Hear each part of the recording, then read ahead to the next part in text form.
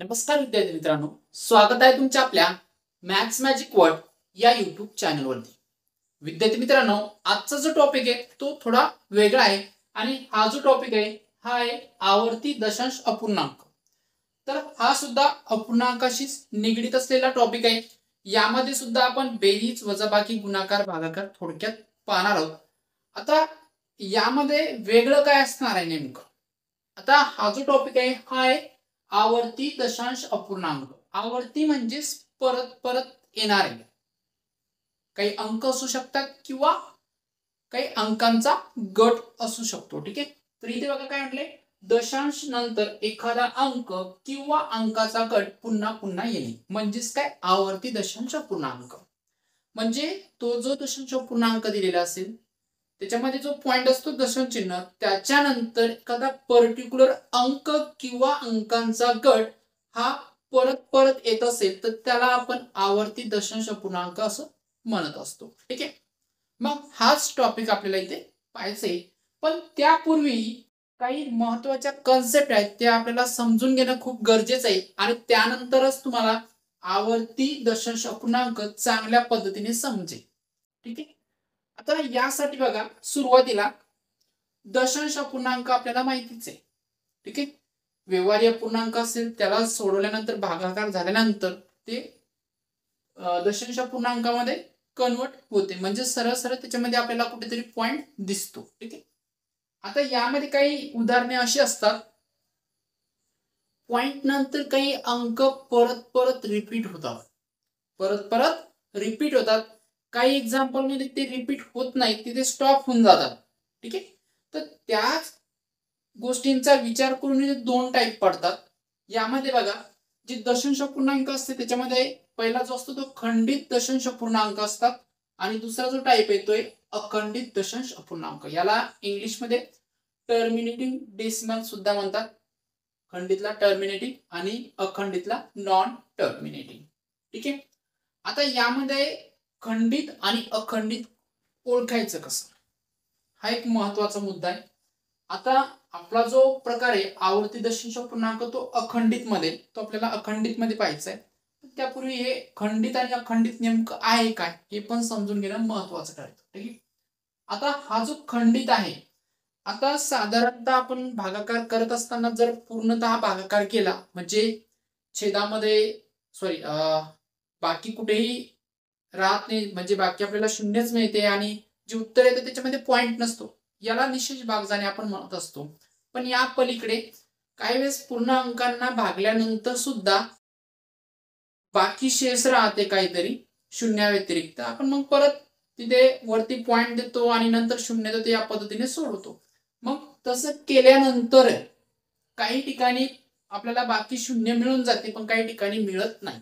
ज्या ठिकाणी आपल्याला बाकी शून्य मिळते तर तो जो प्रकार असतो तो असतो खंडित दशांश अपूर्णांकाचा, आणि ज्या ठिकाणी आपल्याला बाकी शून्य मिळत नाही ते परत परत अंक काहीतरी येत असतात तर तो जो प्रकार आहे तो अखंडित दशांश अपूर्णांकाचा.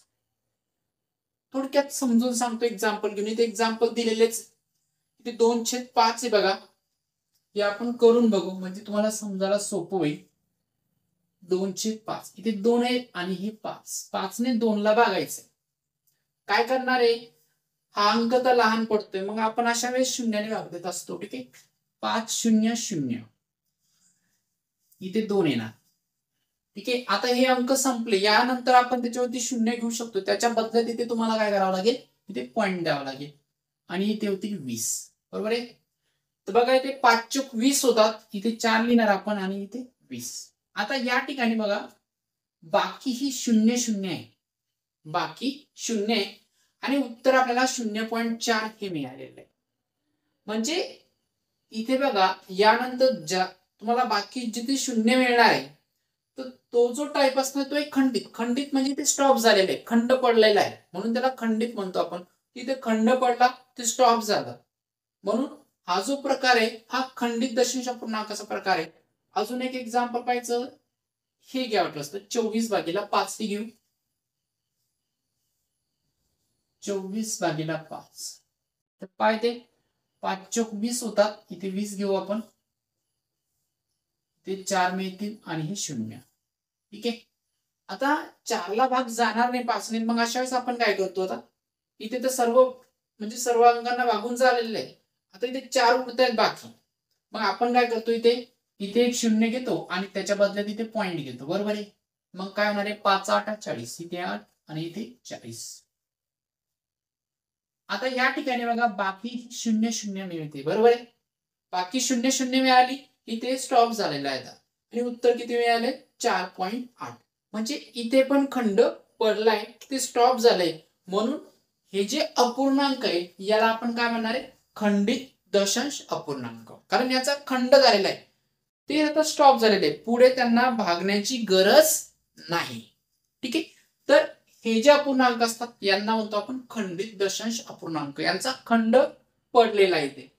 या उलट हा जो प्रकार आहे दुसरा, अखंडित दशांश अपूर्णांक, आता यामध्ये 2/3 असेल, 1/9 असेल. आता इथे 2.3 आणि ते 14 एक 4 दिलेले, त्याच्या डोक्यावरती बार आहे. याचा अर्थ काय की या 3 नंतर हे जे 14 आहे, तर हा अंकांचा गट 1 4 हा परत परत रिपीट होतोय, असं त्याचा अर्थ आहे. तो जो बार दिलेला आहे 14 वरती, तो ती जी संख्या आहे ती पर्टिक्युलर परत परत रिपीट होते. आता यामध्ये बघा 2/3 1/9 याचं मी तुम्हाला दाखवलं नाही, तर याचं बघा कसं रिपीट होतंय. तर आता हे जे उदाहरण आहे हे आपण जशी हे सोडून बघितले सेम तसेच सोडून बघू, तुम्हाला खंडित आणि अखंडित अतिशय सोप्या पद्धतीने समजून जाईल. 2/3 आहे,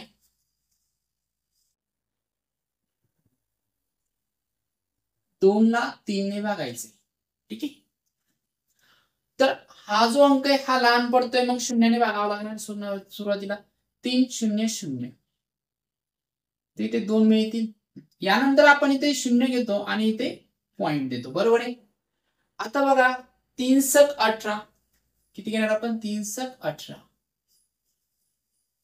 आता 20 मधून 18 गेल्यानंतर किती उरणार आहे, 2 उरतील, बरोबर आहे.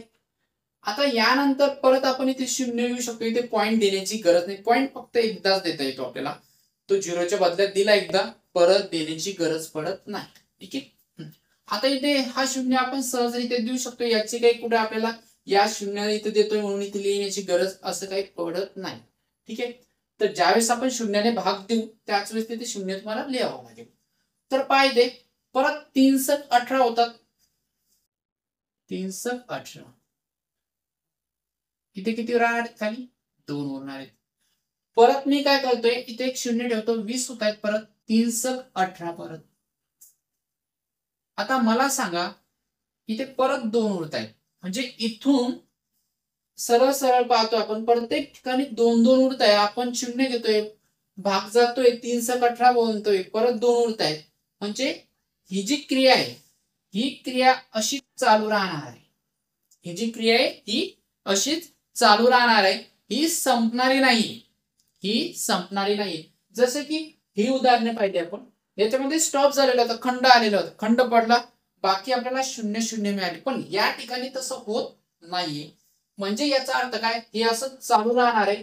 मग हे चालू राहणार आहे म्हणजे याचा अर्थ काय की 2/3 याचं जे उत्तर आहे 2/3 म्हणजे किती, मग 0.666 हे असं चालूच राहणार आहे.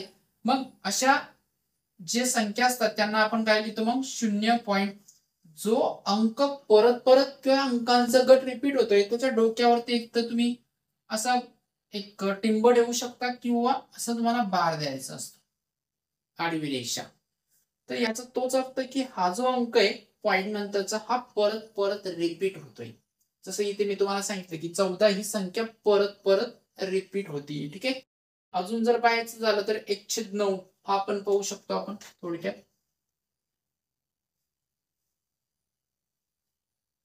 9 ने 1 ला भागायचे, बरोबर आहे. तर पाहिजे शून्याचा भाग जाणारे पहिलेच, तर खाली 1 उरेल. इथे आपण 0 घेणार आणि त्याच्या बदल्यात इथे पॉइंट.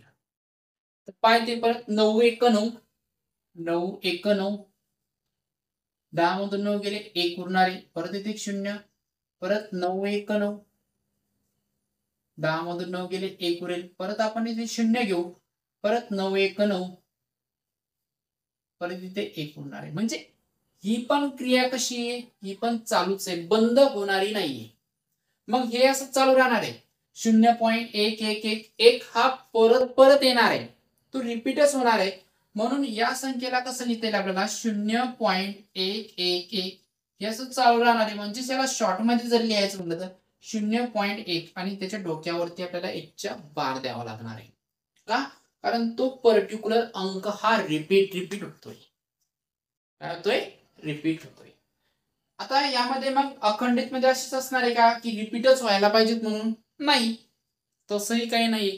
काही संख्या असेही असतात. आता समजा कन्फर्म सांगता येणार नाही तीच असेल म्हणून संख्या आपण समजा ही घेतली 3.1456231198054, म्हणजे हे असंच चालू राहत.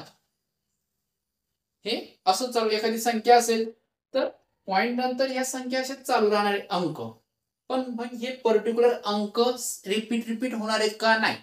मग हे वेगवेगळे येत राहतात, रिपीट होत नाही पण वेगवेगळे येत राहतात आणि संपत सुद्धा नाही. तर या संख्या सुद्धा अखंडित मध्येच येतात. म्हणजे जे दोन प्रकारच्या संख्या येतात, मग त्या दशांश चिन्हानंतर पर्टिक्युलर काही अंकांचा गट किंवा अंक रिपीट होतात आणि काही संख्यामध्ये ते रिपीट होत नाही, वेगवेगळे येतात पण ते सुद्धा स्टॉप होत नाही.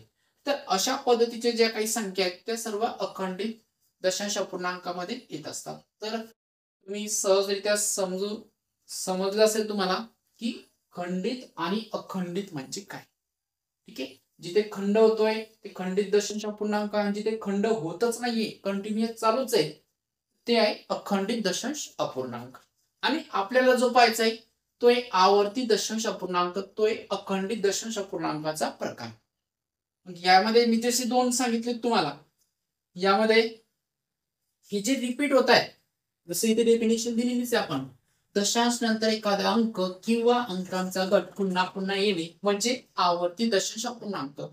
तर हे जे उदाहरणं पाहिली आपण, ही जी उदाहरणं पाहिली यामध्ये एक अंकांचा गट किंवा अंक रिपीट झालेला आहे म्हणजे हे आहे आवर्ती दशांश अपूर्णांक. आणि ही जी संख्या तुम्हाला सांगितलेली ही कुठली असणार आहे? ही अनावर्ती. म्हणजे यामध्ये दशांश नंतर काही अंक असेल किंवा अंकांचा गट हा रिपीट होत नाही, वेगवेगळे अंक येतात पण संख्या ही संपत नाही. ठीक आहे, तर यानंतर आता अखंडित दशांश अपूर्णांक पाहूया आपण थोडक्यात. आता इथे आपण अखंडित आणि खंडित काय असते ते सर्व समजून घेतलेले आहे.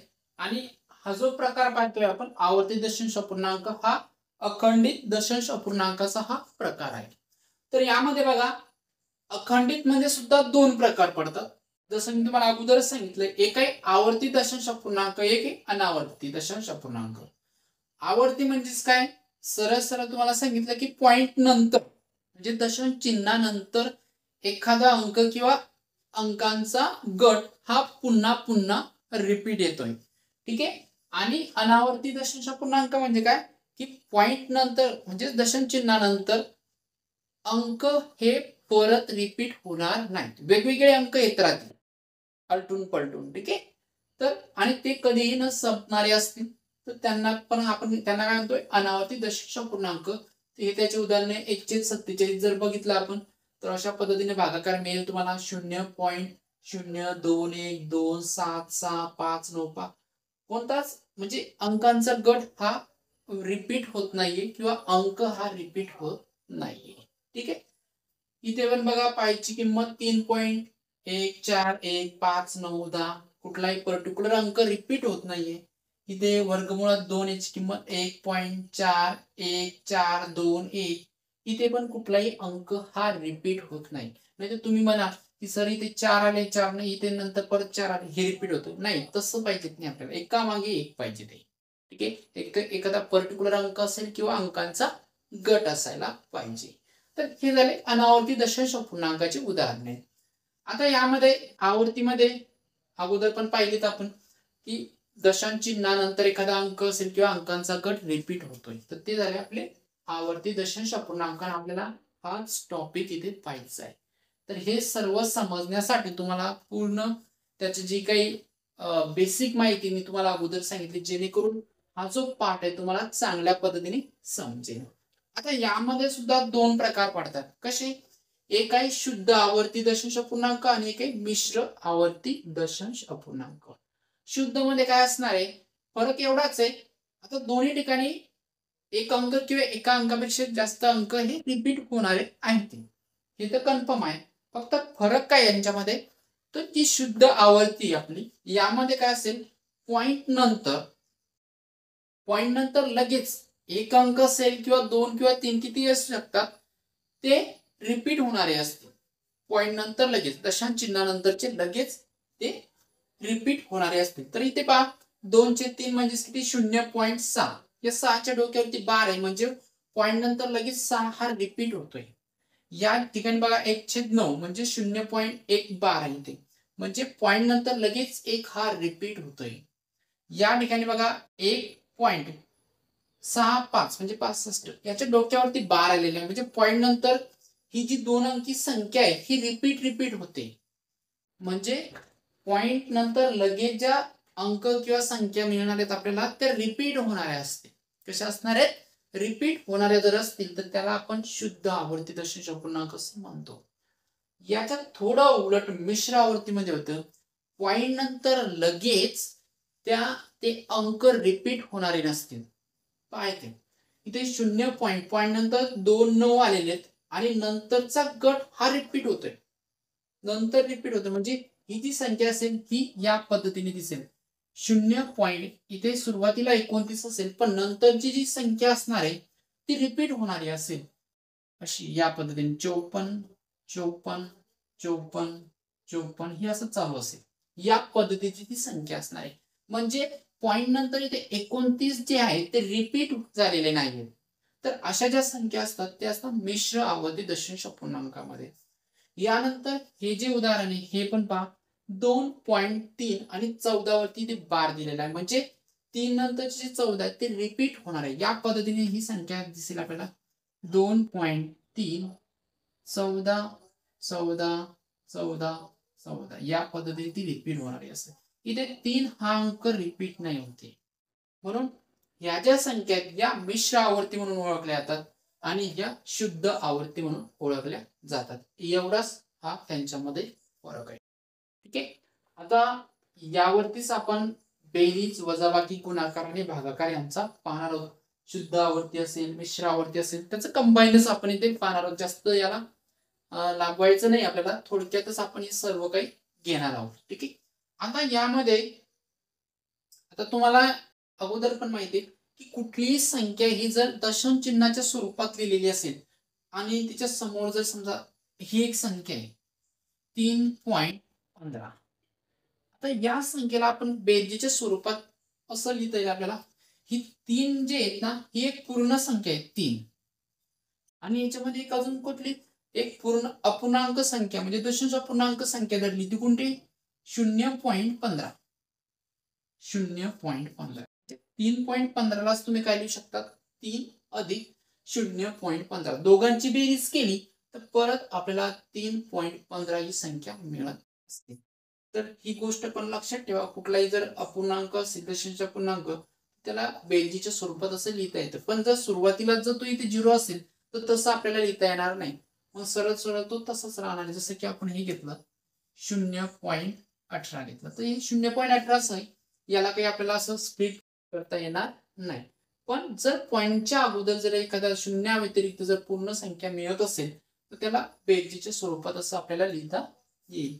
त्याचसोबत आता हे जर ह्याच्यामध्ये असेल, मिश्रमध्ये असेल किंवा शुद्ध आवर्तीमध्ये असेल, कुठलीही आवर्ती दशांश पूर्णांक असेल त्याला सुद्धा या पद्धतीने आपल्याला इथे लिहिता येईल. आता हे 1.65 ठीक आहे, 1.65 आणि याच्या डोक्यावरती बार आहे, याला कसं लिहिता येईल आपल्याला?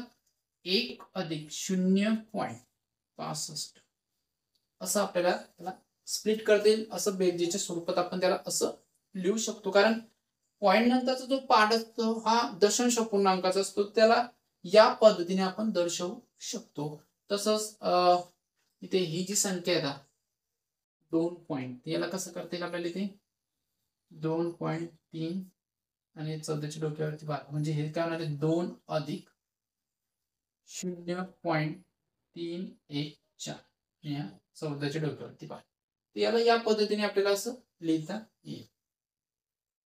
तर हे सर्व सांगण्याचा उद्देश एवढाच आहे की ज्यावेळेस आपण बेरीज वजाबाकी गुणाकार भागाकार करू तर काही ठिकाणी आपल्याला या पद्धतीने त्याला लिहावं लागणार आहे. त्यावेळेस तुम्हाला कन्फ्युजन व्हायला नको. ठीक आहे. तर एकंदरीत हा जो कन्सेप्ट आहे आवर्ती दशांश पूर्णांकाचा हा आपण पूर्णतः पाहिलेला आहे. तर याचाच उपयोग करून आता आपल्याला बेरीज वजाबाकी गुणाकार भागाकार या क्रिया पुढील व्हिडिओमध्ये पाहिजे.